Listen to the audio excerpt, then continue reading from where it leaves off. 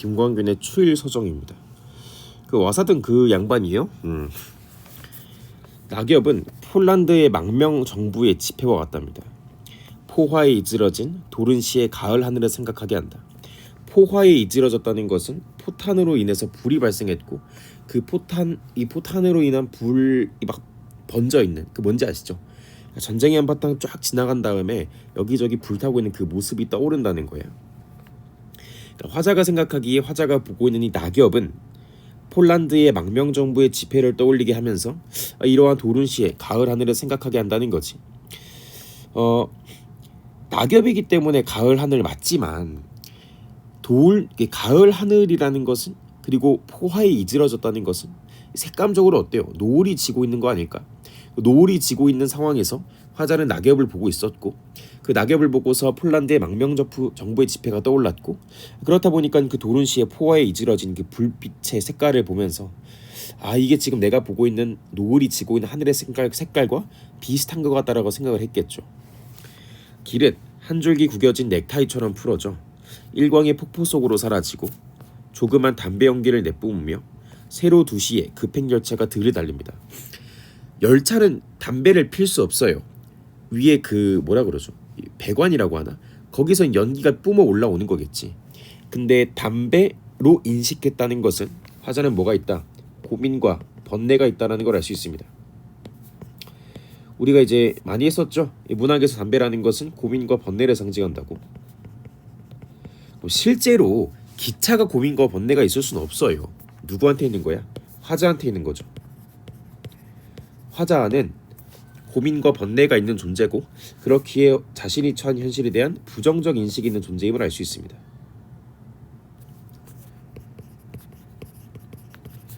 그럼 자연스럽게 결핍이 전제가 될 것이고 그 느낌 싸우죠. 지금 뭐 급행차 기차가 지금 지나간다. 산업화의 산물이다. 산업화에 대한 비판적 인식이다. 제목이 김광균이다. 와사등이다. 합치된다. 산업화고 현대화, 현대 도시에 대한 도시 문명에 대한 비판적인 인식이다. 못해도 돼. 부정적만 잡아도 되는데 이렇게 경험치를 쌓아 나가자는 거야. 포플라 나무의 근골들 사이로 공장의 지붕은 흰 이빨을 드러낸 채 한 가닥 구부러진 철책이 바람에 나부끼고 그 위에 셀로판지로 만든 구름이 하나. 보이시죠? 뭐 공장, 뭐 철책. 화자 지금 고민 번뇌 있죠? 결핍 있죠? 부정적 인식 있죠? 그 상태로 여러 가지 대상들을 바라보니까 이 부정적인 인식이 투영이 될 거라고. 그러면 공장을 보고 셀로판지를 보고 굳이 그런 대상들만 화자가 주목한다는 것은 화자가 가지고 있는 부정적인 인식과 분명히 연관이 있기 때문에 그럴 거라고. 그럼 화자가 이렇게 대상들을 바라보는 것은 이 대상들에 대한 뭐가 있는 거야? 부정적 인식이 있는 거야. 자욱한 풀벌레 소리 발길로 차며 호울로 황량한 생각을 버릴 곳이 없어서 허공을 띄우는 돌팔매하다.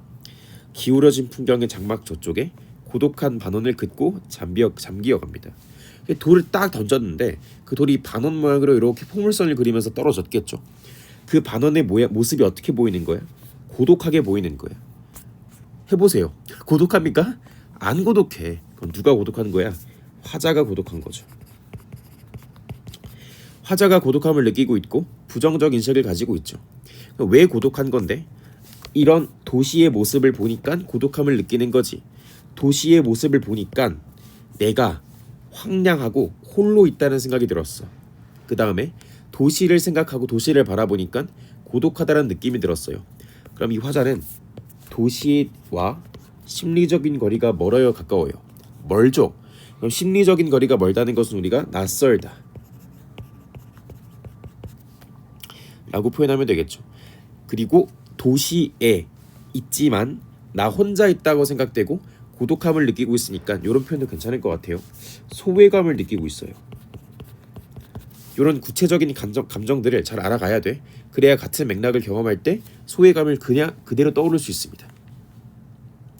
동의할 수 있죠. 그리고 김광균이니까 그리고 도시에 대한 부정적 인식이니까 뭐 산업화된 문명, 도시 문명에 대한 비판적인 인식이다까지 우리가 반복적으로 또 경험을 하면 될 것 같습니다. 오기원의 하늘과 돌멩이. 우리가 수업 시간에 오기원의 봄은 봤어요. 그래서 오규원의 봄에서 우리가 뭘 배웠냐면 개성적인 언어다라는 걸 배웠습니다. 개성적인 언어, 개성적인 표현, 개성적인 단어들. 내 언어 안에 와서 서라. 자유를 주겠다. 기억하시죠?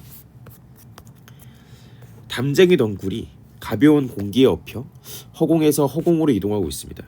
담쟁이 덩굴은요, 그냥 나 있는 식물이야. 근데 어떻게 공기에 엎이냐고. 말이 안 되죠. 이건 뭐예요? 주관적인 인식입니다.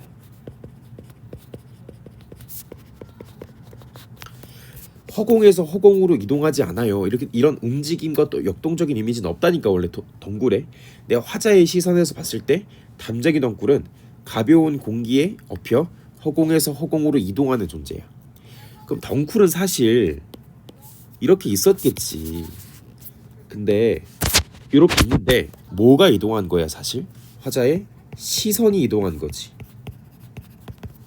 근데 시선이 이동이라고 표현하지 않고 공기가 업어서 날랐다라고 표현을 하는 겁니다. 새가 푸른 하늘에 눌려 납작하게 날고 있다. 아니라니까. 그냥 하늘을 배경으로 하늘 속에서 비행을 하고 있는 거야. 내 화자의 입장에서는 납작하게 날고 있다라고 보이는 거지. 들찔레가 길 밖에서 하얀 꽃을 버리며 빈자리를 만들고 사방이 몸을 비워넣으며 마는 길에 하늘이 내려와 누런 돌멩이 위에 얹힌다. 그냥 화자가 보고 있는 외부 세계의 모습을 묘사하는 거야. 내려와 앉을 수 없다니까. 전부 다 뭐라고요? 주관적인 인식이라고. 우리 봄 경험했으니까 해보시죠. 개성적인 표현이다. 개성이 담겨있는 표현이다. 주관적인 표현이다. 언어에 자유를 줬다. 괜찮죠? 길 한켠 모래가 바위를 들어올려 자기 몸 위에 놓아두고 있다. 모래 위에 바위가 얹힌 거지 사실은. 모래 위에 바위가 이렇게 있는 거라고. 이걸 모래가라는 주체를 통해서 모래를 주체로 표현해서 바위를 들어올리고 있는 힘, 생명력, 역동성을 부여하는 겁니다. 됩니까? 그냥 화자가 보고 있는 외부 세계의 모습을 묘사한 거야. 뭘 통해서? 개성적인 언어를 통해서, 주관적인 표현을 통해서, 자신만의 고유한 표현을 통해서 언어에게 뭘 줬다? 자유를 줬다. 오기원의 봄에 썼죠. 그죠? 1번 가에 대한 설명으로 가장 적절한 것은? 답은 5번이죠. 자연물을 인공물에 빗대어 비유하여 풍경에 대한 화자의 인식을 드러내고 있다. 자연물을 인공물에 어떻게 빗댔어요? 셀로판지로 만든 구름이 하나. 이런 것들이죠. 그죠? 다음은 나에 대한 학습 활동의 과제입니다. 이를 수행한 결과로 적절하지 않은 것은 하늘과 돌멩이는 사물에 대한 우리의 고정관념을 버리고 새로운 시각, 무슨 시각? 개성적인 시각. 각 연의 서술에 주목하여 이 시에 나타난 새로운 관점을 사물에 대한 고정관념과 비교하여 탐구해 보자. 어표에 주목하면 담쟁이 덩굴은 벽에 붙어 자라는 것이 아니라 공기를 누르며 수직 상승하는 강인한 존재로 볼 수 있다. 봅시다. 담쟁이 덩굴이 공기에 엎혀가는 거야. 공기에 엎혀가는 거야. 공기를 누르고 가는 게 아니고 공기에 엎혀가는 거라고. 그럼 사실상 누가 업어 키운 거야? 공기가 업어 키운 거죠. 아닙니다. 답은 1번입니다. 공기를 누르고 가는 게 아니고 공기에 엎혀간다는 것은 공기가 업어 키운 거잖아. 그럼 엄밀히 따지면 담쟁이 덩굴이 강인한 존재가 아니고 공기가 의지를 가진 생명체인 거지.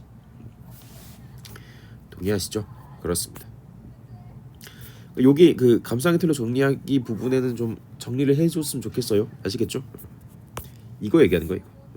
요거를 한번 그러니까 스스로 한번 정리를 해보고 그 다음에 수업 시간과 비교를 해보면서 부족한 부분을 채워 나가자는 겁니다.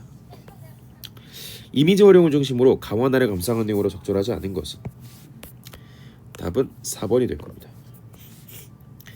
가는 길을 구겨진 넥타이의 이미지와 연결하여 도시에서 느껴지는 소외감을 표현하고 나는 길 밖과 한켠처럼 중심에서 벗어난 공간의 이미지를 활용하여 대상 간의 거리감을 드러내고 있군. 일단 나부터 봅시다. 길 밖. 들찔레가 길 밖에서 하얀 꽃을 버리고 있어요. 괜찮죠? 들찔레가 길 밖에서 하얀 꽃을 버리며 빈자리를 만들고 있고 길 한켠 모래가 바위를 들어 올리고 있습니다. 그러면 길 밖과 길 한켠은 중심에서 벗어난 공간적 이미지 맞죠? 맞죠? 길이라는 중심에서 벗어나 있는 거잖아. 근데 길 밖이라는 곳은 들찔레가 던져서 버리는 공간이야. 그러면 들찔레가 버리는 그 꽃 사이에 거리감이 존재한다고 볼 수 있죠. 근데 문제는 길 한켠은 어떤 곳입니까? 길 한켠은 어떤 곳이야? 모래가 바위를 들어 올리고 있는 거죠. 모래가 바위를 들어 올리고 있는 공간이지. 그러면 대상 간의 거리감이 없는 곳이죠. 모래가 바위를 얹고 있다며 그러면 두 대상 간의 거리가 가까운 거잖아요. 거리감이 드러나는 공간이 아닙니다. 그래서 답이 4번인데 우린 뭘 또 따져봐야 돼. 간은 어떤지 좀 따져봐야겠죠. 길을 구겨진 넥타이의 이미지와 연결한다. 이미지와 연결한다는 게 무슨 말이야? 화자가 길을 보고서 뭘 떠올리고 있는 거야? 구겨진 넥타이를 떠올리고 있는 거야. 그럼 길이든 넥타이든 둘 다 시각적인 심상이죠. 시각적 이미지란 말이야. 그럼 길을 보고 넥타이를 떠올렸다는 것은 화자의 인식 속에서 길과 넥타이가 뭐 되는 거야? 연결되는 겁니다. 길의 이미지와 넥타이의 이미지가 사실 길의 이미지를 나타내고 있는 거잖아. 그럼 넥타이의 이미지와 길의 이미지가 연결된 거죠. 이걸 통해서 도시에서 느껴지는 소외감을 표현한다. 요 구절 자체만 가지고는 알 수 없습니다. 요 구절 자체만 가지고는 소외감이 드러난다고 보기 어려워. 후술되는 부분을 보고 나서 거기서 잡아야 되는 것이지. 그 길을 구겨진 넥타이다라고 표현하는 것만으로는 소외감을 잡아내긴 좀 어렵습니다.